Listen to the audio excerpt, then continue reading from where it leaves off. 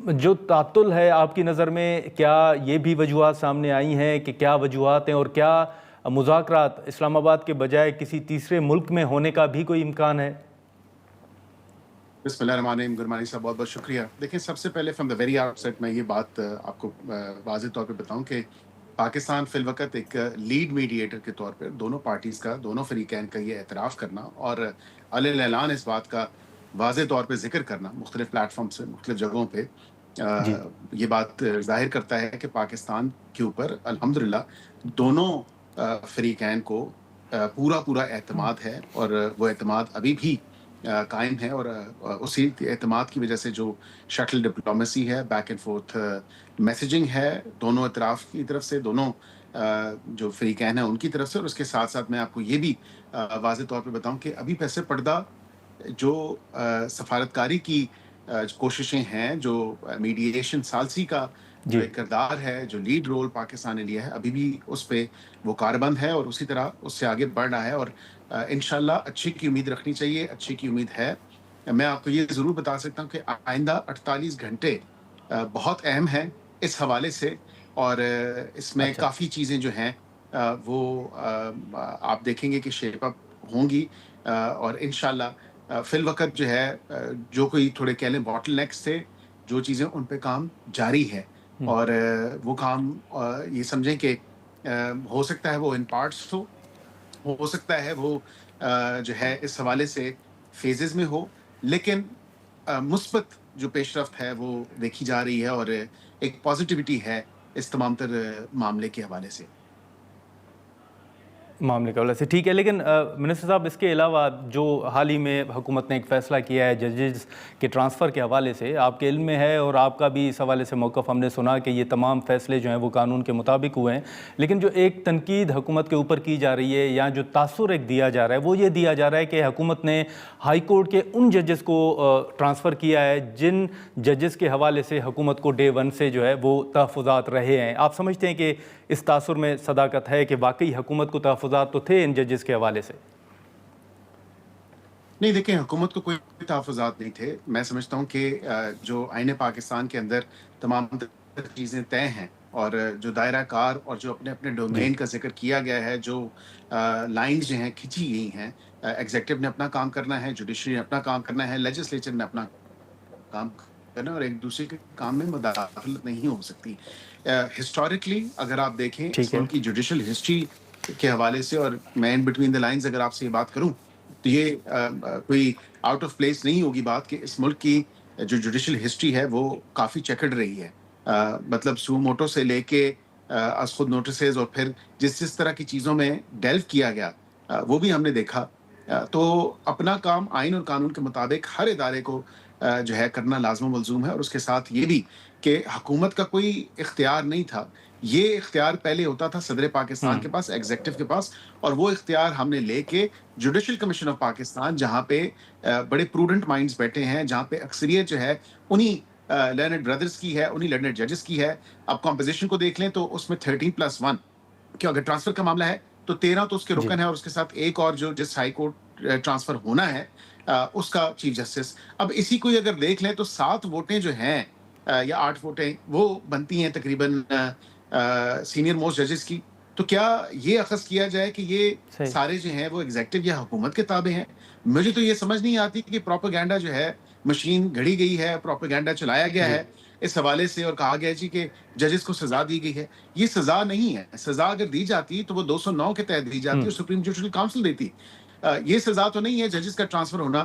اور کیا آیا کہ دیگر ملک کے ہائی کورٹس میں پوسٹنگ ٹرانسفرز نہیں ہوتی، روٹیشن نہیں ہوتی ہے؟ اسی طرح آپ نے دیکھا لاہور ہائی کورٹ جی میں پرنسپل سیٹ سے لوگ Bahawalpur bench, Multan bench, Rawalpindi bench جاتے ہیں. سندھ میں دیکھیں تو وہ سکھر اور دیگر جگہوں پہ جاتے ہیں. اسی طرح بلوچستان میں دیکھیں تو وہ مختلف بینچز میں جاتے ہیں، کوئٹہ پرنسپل سیٹ کے علاوہ. اور پشاور میں بھی منگورا، ایبٹ آباد، دیگر جہاں پہ ان کے بینچز ہیں وہ روٹیشنز ہوتی ہیں. اور روٹیشنز جو ہے ایک روٹین کا معاملہ ہے، اور جی یہ کافی اپریشیٹڈ بات ہے کہ روٹیشنز ہو رہی ہیں. لیکن ایک اسلام آباد ہائی کورٹ جب 16 سال پہلے بنا تو یہاں پہ تو کوئی بینچ نہیں ہے. تو ایک فیڈرلزم کی یہ علامت ہے، اور اس میں صوبوں کے کوٹا کہہ لیں یا صوبوں کے سیٹس کہہ لیں، اس حوالے سے ججز آئے. لیکن اس کا مطلب یہ تو نہیں کہ یہ ججز جو ہیں وہ ٹرانسفر نہیں ہو سکتے. یہاں پہ دیکھیں کتنے سال ہو گئے, جی ایک جج جب یہاں پہ موجود ہوتا ہے اس کی روٹیشن نہیں ہوتی, تو میں سمجھتا ہوں کہ اس کے فار اینڈ وائڈ جو بینیفٹس ہیں وہ ریپ کرنے چاہیے. جو مختلف صوبے یہاں کے ججز کی لیگل ایکیومن سے مستفید ہو سکتے ہیں, دوسروں صوبوں سے آئے ہوئے ججز جو ٹرانسفر ہو کے آئیں گے جس طرح پہلے بھی آئے. اسلام آباد جو ہے اس فیڈرلزم کے پوائنٹ آف ویو سے اور فیڈریشن کے پوائنٹ آف ویو سے وہ مزید اس کو مستحکم ہوگا, مزید اس کو تقویت ملے گی.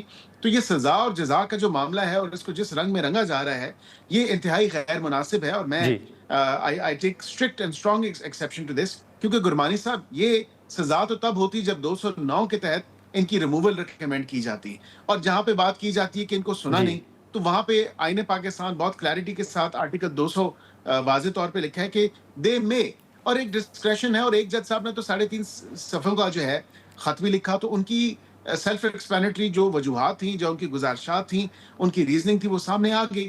تو میں سمجھتا ہوں کہ ایک ٹرانسفر کے ٹھیک ہے معاملے پہ جو کہ ایک لانگ سٹینڈنگ ڈیمانڈ رہی ہے اسلام آباد کے وکلا کی بھی, اور اسی طرح آپ دیکھیں کہ ڈسٹرکٹ جوڈیشری میں بھی باہر سے جی ریکوزیشنز ہو کے اور ڈیپوٹیشن پہ ہاں آتے ہیں, کئی ملک کے کئی ٹھیک ہے. ایریا سے آتے ہیں. تو یہ کہہ دینا اور اس طرح لیکن بیرسٹر صاحب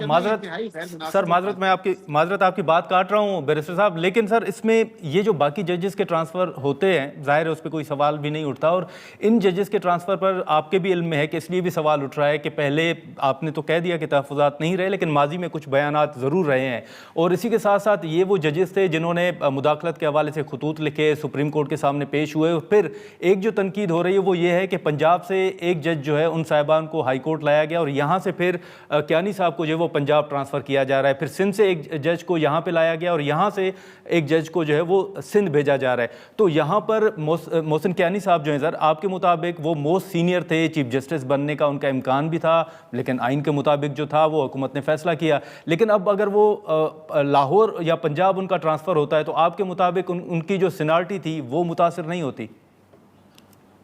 بالکل ان کی سینیورٹی متاثر نہیں ہوتی, کیونکہ وہ اپنی سینیورٹی ریٹین کریں گے. یہی چیز واضح طور پہ واشگاف الفاظ میں آئین پاکستان کے اندر درج ہے. آرٹیکل 200 میں یہ واضح طور پہ لکھا ہے کہ وہ سینیورٹی اپنی کیری کریں گے. اب وہاں پہ وہ اور یہ بھی لکھا ہے کہ وہ chief justice of that high court سے سینئر نہیں ہو سکتے, اس سے نیچے ضرور ہو سکتے ہیں. یہ تو تمام تر معاملہ واضح طور پہ درج ہے آئین پاکستان میں. لیکن گرمانی صاحب سوال یہ نہیں, سوال یہ ہے کہ کیا جب جوڈیشل کمیشن آف پاکستان ایک جج کو انڈکٹ کر سکتا ہے, اس کے اوپر اس کی کنفرمیشن دے سکتا ہے, جب ایڈیشنل ایز اے ایڈیشنل جج رکھے پھر اس کی کنفرمیشن ہو سکتی ہے, پھر اس کی پرفارمنس ایویلیویشن ہو سکتی ہے, تو کیا اتنا بھی اختیار نہیں جوڈیشل کمیشن آف پاکستان کے پاس, جہاں پہ 13 لوگ بیٹھے ہیں اور بائی میجورٹی اس کا ووٹ ہوتا ہے. اب آپ حکومت پہ یہ سارا ملبہ اگر گرانا چاہتے ہیں تو 100 بسم اللہ بے شک گرائیے, لیکن حکومت کے ٹوٹل اس میں 4 ووٹ ہیں. اگر 5واں آپ پاکستان بار کاؤنسل کا گرنا چاہتے ہیں چیئرمین کا, وہ بھی چلیں آپ گر لیں. 5 ووٹ کہاں, اور دیگر 7 ججز کہاں, اور دیگر سول سوسائٹی کہاں, اور اپوزیشن کہاں. تو کم از کم یہ تو کم از کم انصاف کیا جائے کہ حکومت کا اس کا کوئی عمل دخل نہیں ہے. حکومت نے اس میں کوئی جو ہے کردار ادا نہیں کیا, ماں سوائے وہ جو ووٹس جو ایگزیکٹو کی ہیں وہ ایگزیکٹو کی ووٹس ہیں, اس میں تو کوئی ایسی ڈھکی چھپی بات نہیں. ٹھیک ہے, لیکن ایک بات یہ بھی ہے کہ یہ جو ججز کی آپ نے بات کی, ایک تو ٹوٹل اسٹرینتھ دیکھ لی جائے کہ اسلام آباد ہائی کورٹ کی ٹوٹل اسٹرینتھ کتنی ہے ججز کی, اور سب سے پرانے ججز کون ہیں. کیا آیا یہی 3 ججز سب سے پرانے ججز نہیں ہیں؟ بالکل ہیں, کیونکہ عامر فاروق صاحب تو ان کی وہ چلے گئے فیڈرل کانسٹیٹیوشنل کورٹ, اس سے پہلے وہ سپریم کورٹ تھے, ان کی ایلیویشن ہوگی, وہ چیف جسٹس تھے. اسی طرح جو دیگر ججز ہیں, یہ تینوں ججز جن کا آپ نے بتایا, تو یہ سینئر موسٹ ججز ہیں. اس سے نیچے تو جونیئر ہیں جن دونوں اور کا آپ نے نام لیا, اور اس کے علاوہ 1-2 اور جج ہیں, وہ تو سارے جونیئرز ہیں, وہ تو ریسنٹلی انڈکٹیز ہیں. اچھا عقیل ملک صاحب سر, میں بالکل حکومت کے اوپر یا آپ کے اوپر کوئی ملبہ نہیں گرا رہا. جیسے آپ نے کہا کہ پروپیگنڈا کیا جا رہا ہے یا تاثر دیا جا رہا ہے, تو میں نے آپ کے سامنے سوال بھی اسی لیے رکھے کہ جو تاثر دیا جا رہا ہے اس پر آپ کا واضح موقف آ جائے, تاکہ یہ کنفیوژن جو ہے وہ دور ہو جائے, جس پر آپ نے اپنا موقف بھی سامنے رکھا. لیکن ایک سوال سر میں ضرور کروں گا. جی آپ اب میرا یہ قطعاً مطلب نہیں تھا, میں یہ بالکل ڈسکلیمر دینا چاہتا ہوں کہ آپ بذات خود نہیں, میرا مطلب کہ جو ایک نیریٹو بنانے کی کوشش کی جا رہی ہے اس حوالے سے میں نے بات کی. ٹھیک ہے. اچھا عقیل ملک صاحب, ایک سر وضاحت کر دیجیے گا, 2 آج اگر آپ کی نظر سے بھی خبر گزری ہو, جو جسٹس خادم حسین سمرو ہیں اور جسٹس ارباب احمد طاہر صاحب ہیں, ان کے حوالے سے کہا جا رہا ہے کہ شاید پیپلز پارٹی کے تحفظات تھے، اس وجہ سے ان کا ٹرانسفر نہیں ہوا، تو کیا یہ خبر درست ہے یا آنے والے دنوں میں ان کا ٹرانسفر بھی آپ بطور منسٹر دیکھ رہے ہیں؟ نہیں دیکھیں، ایک تو دونوں ججز کی اگر بات کی جائے تو میں سمجھتا ہوں وہ ریسنٹلی انڈکٹیز ہیں، اور یہ تمام تر فیصلہ معاملہ جو ٹرانسفرز کے حوالے سے ہوا، یہ تمام تر چیز جو ہے یہ واضح طور پہ اگر میں آپ کو بتاؤں تو یہ جوڈیشل کمیشن آف پاکستان نے اپنی میجورٹی کے ساتھ کیا ہے. اس میں پیپلز پارٹی کی اگر بالخصوص بات کی جائے تو ان کی نمائندگی ایک سینیٹر ہیں جو ان کی نمائندگی کر رہے ہیں، اور سینیٹر جی فاروق ایچ نائک از رینونڈ لوئر سینیٹر. اور جی جی اس میں نہیں سمجھتا کہ کوئی ایسی بات ہے. یہ خبر جو بھی ہے یہ خبر درست نہیں ہے، اور اس میں حکومت نے اوکے کسی کی نہیں سنی، کیونکہ کوئی جوڈیشل کمیشن کا ممبر بھی ہے وہ ہی اور she is well with in his or her right کہ وہ اپنی جس طرح ووٹ چاہے وہ کر سکتا ہے. ٹھیک ہے کسی پہ کوئی دباؤ نہیں ہے، کسی پہ کوئی ٹھیک ہے قدغن نہیں ہے کہ اس طرح ووٹ کرنا ہے اس طرح نہیں کرنا. جو ان کے ہاں سامنے ہوتا ہے وہ اس حوالے سے اس کو ووٹ کرتے ہیں بائی میجورٹی. ٹھیک ہے. اچھا منسٹر صاحب، آخر میں سر مختصراً صرف میں یہ جاننا چاہوں گا کہ یہ جو سیاسی معاملات ہیں، حال ہی میں کچھ خبریں آئی تھیں کہ پرائم منسٹر صاحب کی اپوزیشن لیڈر اچکزئی صاحب کے ساتھ ملاقات ہونی تھی، وہ ملاقات نہیں ہوئی. کوئی مذاکرات کے حوالے سے سر آپ کو ماحول نظر آ رہا ہے، یا اچکزئی صاحب کے تھرو یا کوئی پرائم منسٹر صاحب کی آنے والے دنوں میں کوئی ملاقات؟ مجھے تو ملاقات نظر آتی ہے بجٹ کے سیشن کے اندر. اس سے پہلے تو فی الوقت واضح طور پہ ابھی کوئی ایسی ملاقات کے امکانات نہیں ہیں. ہاں ہو سکتا ہے کہ ملاقات کا تھوڑا باز گشت چلی ہو اس سے پہلے، لیکن فی الوقت right now as we speak میں سمجھتا ہوں کہ یہ اگلے مہینے جو ہے وہ تو شاید پاسبل نہ ہو سکے. اگر ہو جائے تو اچھی بات، لیکن میں بجٹ سیشن کے دوران دیکھ رہا ہوں کہ بجٹ سیشن میں ہو سکتا ہے کہ ملاقات ہو، اور ظاہری بات ہے on the floor of the house ہی ہوگی ملاقات.